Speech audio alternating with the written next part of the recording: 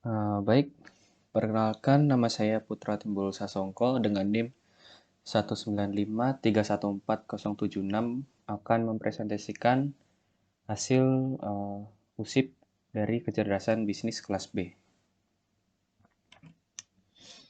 Oke, langkah pertama yaitu membuat tabel DIM karyawan.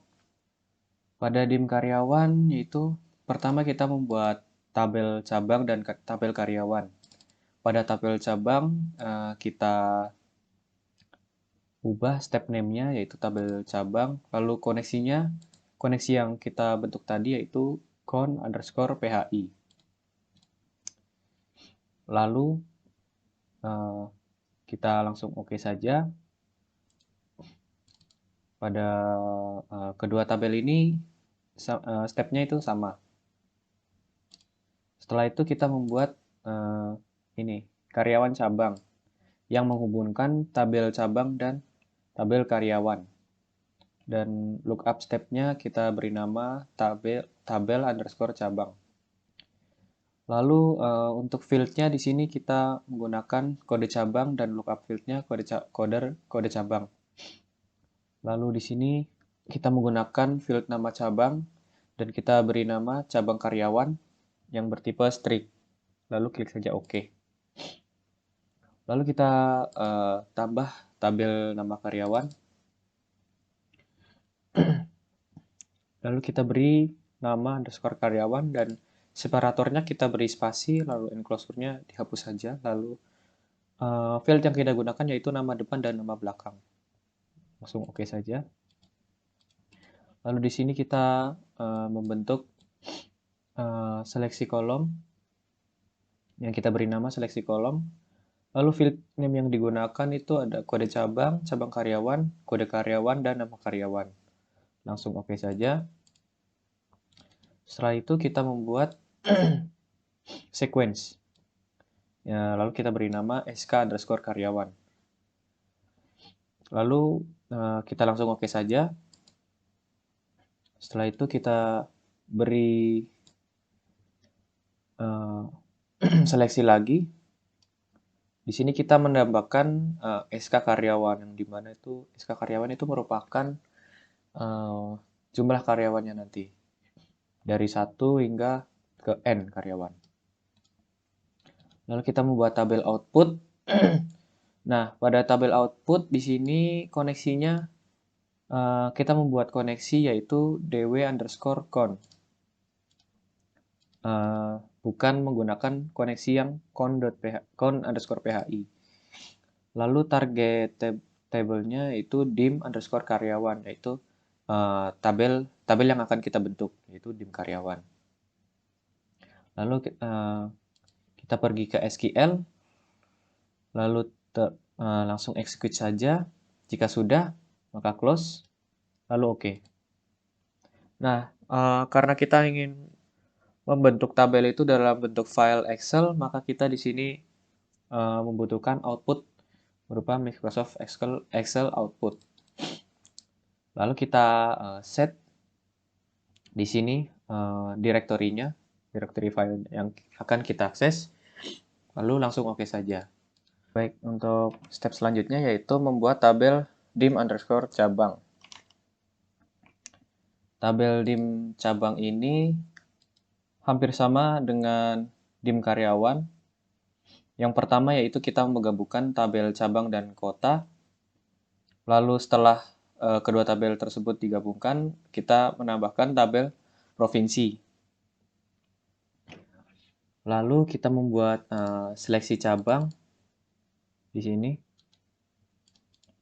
Lalu kita mengatur field yang akan ditampilkan pada tabel dim cabangnya nanti, yaitu yang pertama SK cabang, kode provinsi, nama provinsi, kode cabang, dan nama cabang. Lalu kita set nama tabel yang akan kita buat, yaitu dim cabang. Lalu di sini koneksinya dw_phi.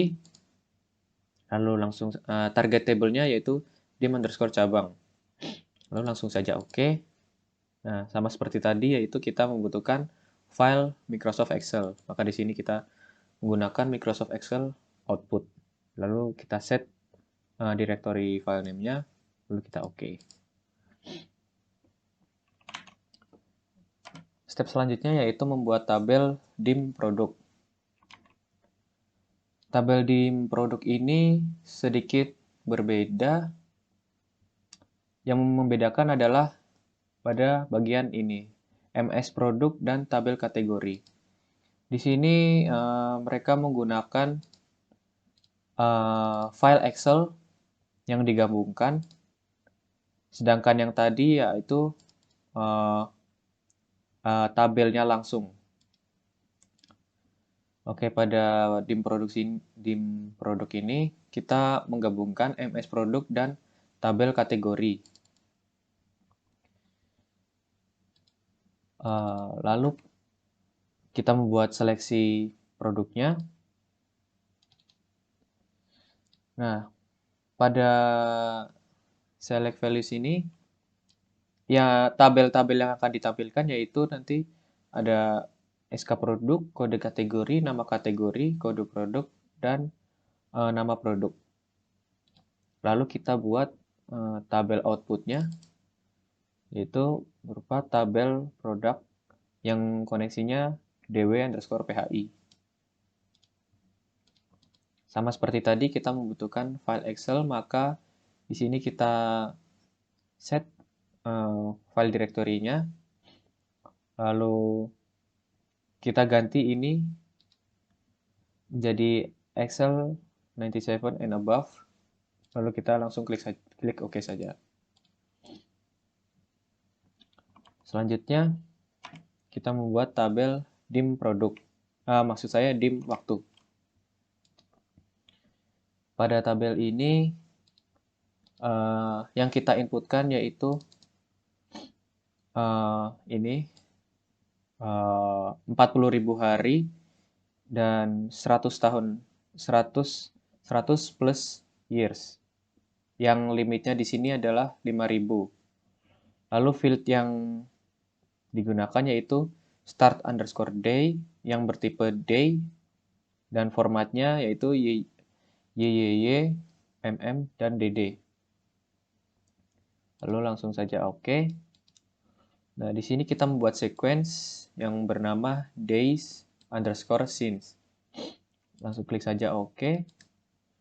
Nah, di sini kita memasukkan kalkulator yang nantinya akan menghitung data hari dan tahun yang sudah kita inputkan tadi, maupun juga bulan.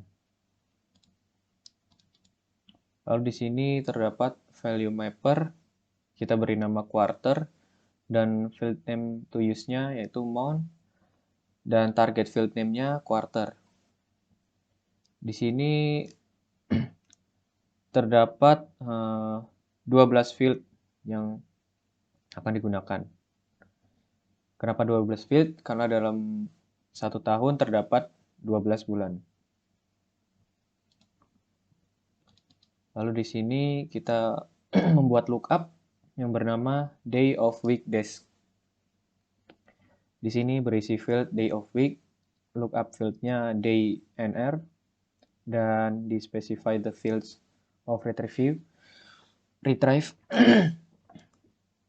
terdapat field day days dan day days short. Lalu kita langsung klik saja OK. Setelah membuat day of weekdays, kita membuat row normalizer. Di sini kita beri nama day of weekdays norm. Tipe fieldnya type field. Lalu field name yang kita gunakan yaitu day nr1 hingga day dash short 7. Karena dalam 1 minggu terdapat 7 hari. Lalu di sini kita membuat generate row yang kita beri nama day of weekdays gain. Di sini terdapat field sama seperti tadi dari day nr1 hingga day short, setuju. Lalu kita membuat Mondays-nya. Monday di sini hampir sama dengan day of week days-nya tadi. Yang membedakan yaitu isinya. Karena dalam satu tahun terdapat 12 bulan, maka field name-nya terdapat 12 field. Sama juga seperti di generate rows-nya terdapat 12 field. Lalu di sini kita membuat select value yang field name-nya terdapat date underscore tk hingga quarter. Setelah itu kita membuat tabel output yang bernama tabel output dengan koneksinya dw underscore phi dan target tabelnya dim underscore waktu dan commit size-nya 100. Langsung saja kita. Sebelumnya kita klik escape. Langsung saja kita klik OK. Setelah itu, karena kita membutuhkan file Excel-nya, kita memasukkan Microsoft Excel output di sini. Dan kita set file name directory-nya yang akan kita simpan di mana, lalu klik OK. Untuk step selanjutnya yaitu membuat tabel fakta penjualan. Pada tabel fakta penjualan, data-data yang kita inputkan yaitu terdapat tabel transaksi, dimensi cabang, dimensi produk, dimensi karyawan, dimensi waktu, dan tabel harga harian. Step-stepnya mirip seperti yang tadi. Inti dari pembuatan tabel-tabel seperti ini yaitu saat penginputan tabel itu kita menggunakan koneksi yang con_phi, lalu untuk outputnya kita menggunakan koneksi yang dw_phi. Lalu karena data yang diinputkan ini sekitar 400 ribuan lebih, di sini sering terjadi error pada output Microsoft Excel-nya. Sebelumnya, di sini output-nya ini adalah Microsoft Excel output, yang ini. Nah, karena data yang diinputkan itu berjumlah banyak, itu lebih dari 400.000, maka kita gunakan Microsoft Excel Writer agar tidak terjadi error.